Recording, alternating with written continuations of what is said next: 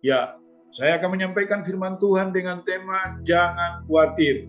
Ya, hari-hari ini ada banyak hal yang bisa mencuri sukacita kita, mencuri damai sejahtera kita, sehingga kita hidup dihimpit oleh kekhawatiran. Salah satu tadi didoakan oleh Bung Sansan, beras naik, mungkin kebutuhan-kebutuhan pokok menjelang Lebaran akan naik, harga-harga terus naik. Ya, banyak hal yang mungkin naik. Yang tidak naik hanya naik tangga yang tidak naik, ya. Jadi semuanya naik, apa saja bisa naik. Banyak pengusaha-pengusaha juga yang hari-hari ini belum take action karena melihat kondisi hasil daripada pemilu, nanti ditetapkan KPU siapa, dan itu ada lagi yang katakan mungkin akan bergulir hak angket dari DPR, dan lain sebagainya. Ada banyak hal yang bisa membuat kita hidup dalam kebimbangan dan kekhawatiran. Tapi firman Tuhan berkata kepada kita pagi hari ini bahwa kita tidak boleh khawatir, ya. Karena Alkitab berkata kekhawatiran kita itu tidak dapat menambah sehasta usia kita.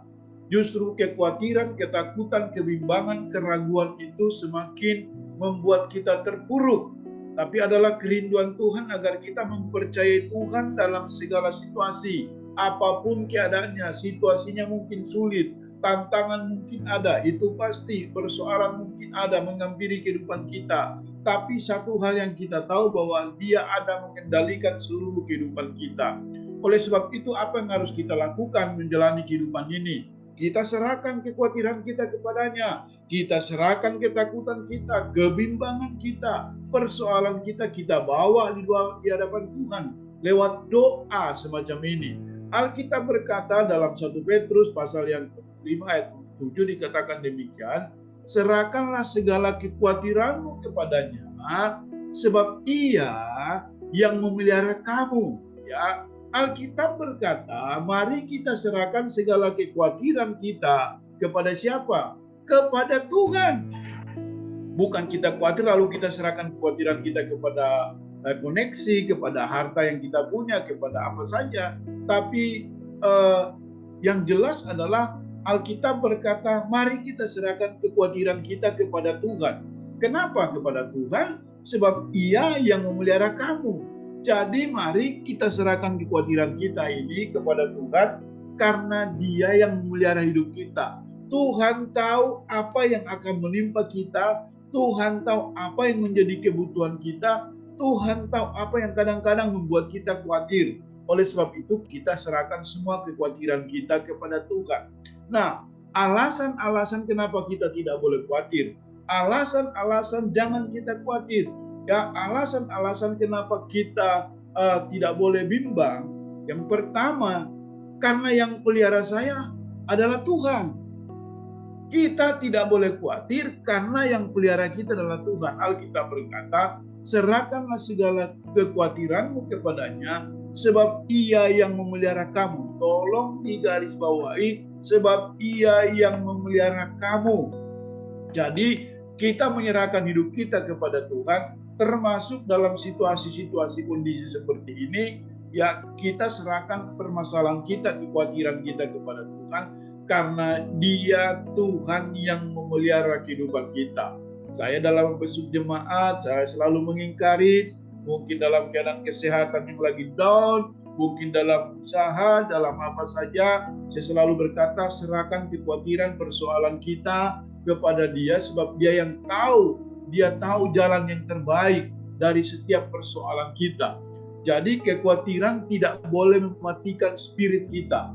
Bapak Ibu, kekhawatiran tidak boleh membunuh semangat kita. Kekhawatiran tidak boleh membunuh hope, pengharapan kita kepada Tuhan. Ya, kekhawatiran itu hanya mencuri sukacita, damai sejahtera, ya, ketenangan dalam hidup kita. Oleh sebab itu jangan izinkan kekhawatiran menguasai pikiran kita, mind kita, hati kita tidak boleh dikendalikan, apalagi dikontrol, dikuasai oleh ketakutan dan kekhawatiran.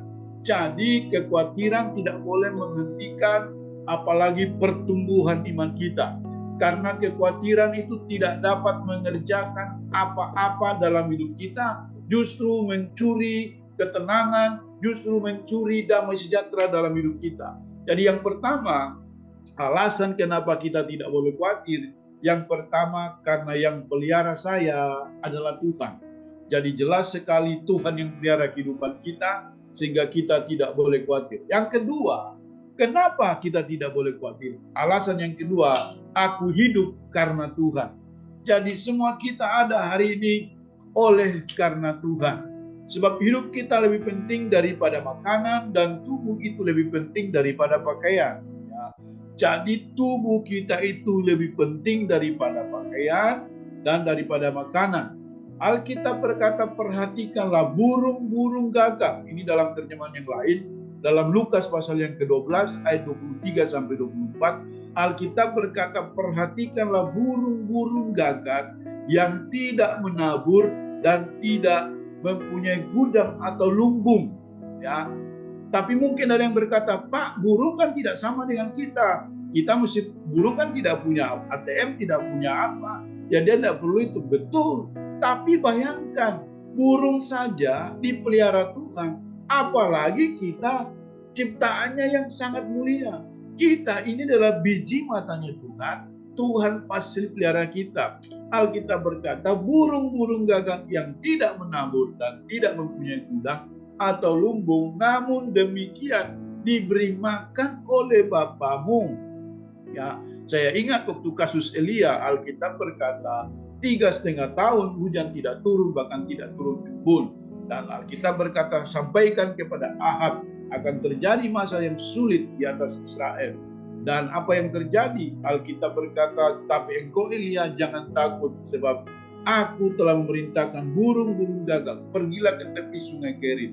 Di sana pagi dan petang burung-burung gagak datang membawa roti dan daging.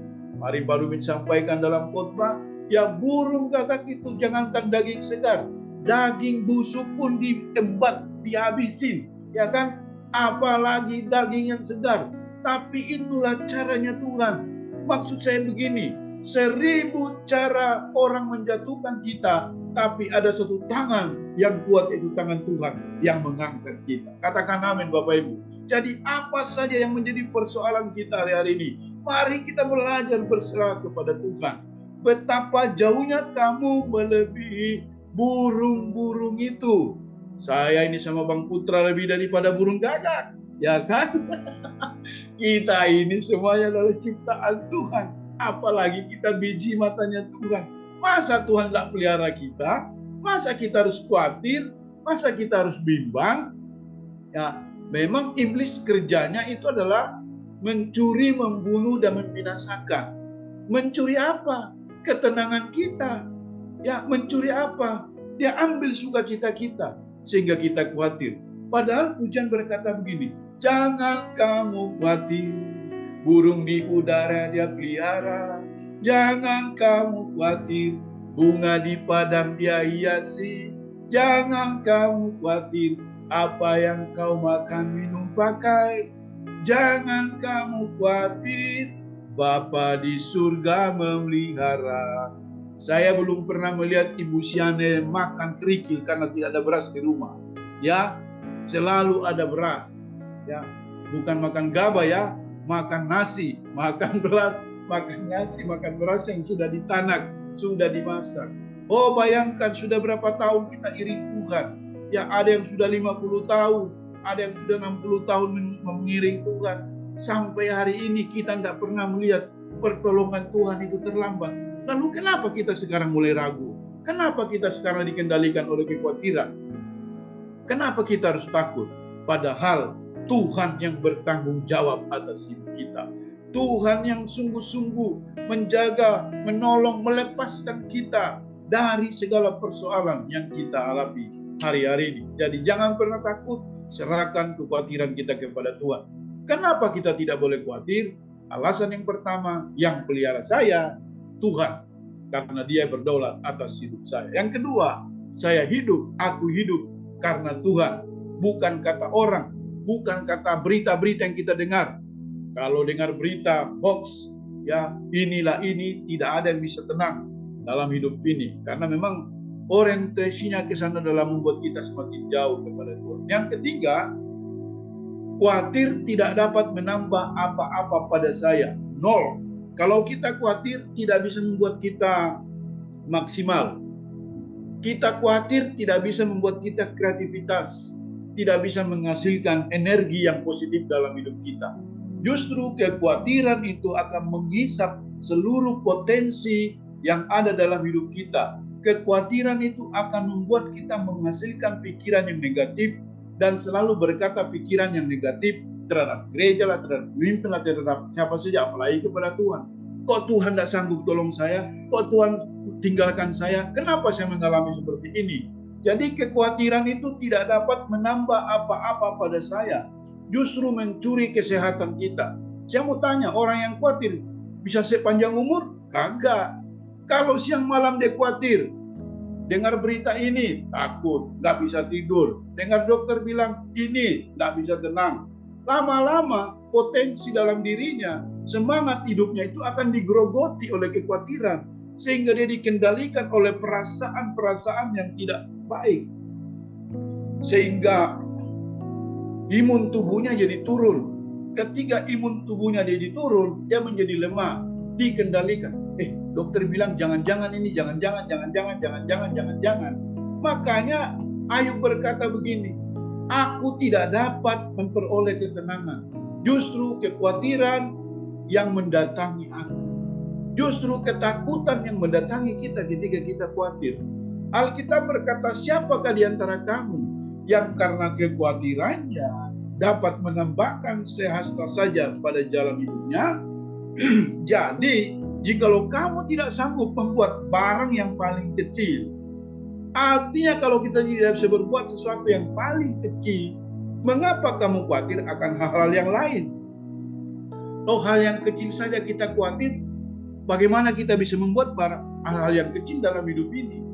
Alkitab berkata tidak dapat memberikan kita kekuatan, apalagi untuk perkara-perkara yang besar. Ya, kita sedang berdoa dan terus support apa yang dilakukan gembala kita, Pak Ruby, visi dan misi yang Tuhan taruh buat The Journey dan juga pelayanan baik BPP Sinode. Ya, kita ini ada dalam satu perahu yang luar biasa. Dan saya berdoa, saya berharap dan saya percaya kita mengalami semua. GBI di bawah kepemimpinan Pak Ruby mengalami sesuatu yang sangat maju dan luar biasa. Ini yang harus kita support di dalam doa dan terus berdoa supaya kita juga ini melihat apa yang Tuhan perbuat lewat pemimpin rohani kita. Jadi kita mensupport, kita semangat. Kita tidak berpikir yang negatif, kita tidak mendengar apa orang, begini. Kalau mau dengar orang ngomong ini nih, kita tidak bisa maju. Kita duduk di tempat, malah kita mundur ya ke belakang. Tapi kekristenan itu adalah menerobos yang tidak mungkin bisa jadi mungkin. Kekristenan itu melihat sesuatu yang besar di depan. Karena visi yang Tuhan sudah berikan itu tidak akan pernah gagal, ya, kecuali respon hati manusia yang salah. Jadi Tuhan mau mengangkat kita hari ini dengan selalu mempercayai Tuhan bahwa dalam segala perkara Dia ada bersama dengan kita. Bapak Ibu, jangan khawatir, jangan bimbang ya. Jangan dikendalikan oleh ketakutan dan kekhawatiran. Yang keempat, yang terakhir, kenapa kita tidak boleh khawatir? Karena sudah ada solusinya. Rule-nya itu sudah ada. Ya, firman Tuhan berkata, janganlah hendaknya kamu khawatir tentang apapun juga. Filipi 4:6-7. Apa saja. Loh, ini sudah jelas loh. Janganlah hendaknya kamu khawatir tentang apapun juga. Apapun juga itu apa? Beras kah? Apa saja kah? Tidak mau, tidak boleh. Apapun juga. Tetapi nyatakanlah. Nah, sekarang kekhawatiran kita itu tidak boleh mengendalikan kita, tapi apa yang menjadi pikiran kita, apa yang menjadi kerinduan kita. Mari kita nyatakan itu dalam hal kepada Allah, dalam segala hal keinginanmu kepada Allah, dalam doa dan permohonan dengan ucapan syukur. Jadi yang Tuhan mau adalah kita balik keadaan ini ya. Kita balik keadaannya, kita perkatakan firman Tuhan, kita mengucap syukur dan nyatakan segala keinginan kita itu dalam doa dan permohonan dengan ucapan syukur, sehingga ketika kita berdoa dengan damai sejahtera dengan ucapan syukur, maka damai sejahtera Allah yang melampaui segala akal akan memelihara hati dan pikiran kita dalam Kristus. Solusinya sudah ada, jawaban hidup ini sudah ada. Apa jawabannya? Ya firman Tuhan ini. Kalau kita baca firman Tuhan, maka tidak ada alasan untuk kita khawatir. Tuhan sudah berikan kita jalan keluar dari setiap persoalan kok. Hanya kita ini aja yang khawatir karena kita belum baca surat cintanya Tuhan. Kita tidak mengerti kehendak Tuhan karena kita tidak baca. Karena kita tidak baca firman Tuhan, kita tidak mengerti kehendak Tuhan, apa isiannya Tuhan, maka kita khawatir. Jadi hari ini Tuhan mau, apa yang menjadi pergumulan Bapak Ibu? Usahakah, pekerjaankah, kesehatankah, hubungankah, pelayanankah, apa saja, belajar berserah kepada Tuhan dan taruh itu di bawah kakinya Tuhan. Kalau sudah taruh itu di bawah kakinya Tuhan, jangan diambil lagi, jangan di take over, ya kan? Hidup ini serahkan sama Tuhan. Kadang kita ini dengar firman, oh pintar sekali kita, tapi begitu ada masalah kita jadi ciut, ya kan? Karena kita take over kembali, kita ambil kembali apa yang menjadi pergumulan kita. Belajar berserah sama Tuhan, jangan pernah khawatir. Kesimpulannya adalah khawatir seumpama kerikil yang terselip di pelupuk mata kita. Sekali lagi, khawatir itu seumpama kerikil yang tidak kelihatan, yang terselip di mata kita, di pelupuk mata. Sangat mengganggu dan menyamarkan pandangan. Ya. Nah, Yesus menyebut kekhawatiran dapat menghimpit pertumbuhan iman orang percaya. Orang khawatir tidak bertumbuh dengan maksimal, apalagi menghasilkan buah.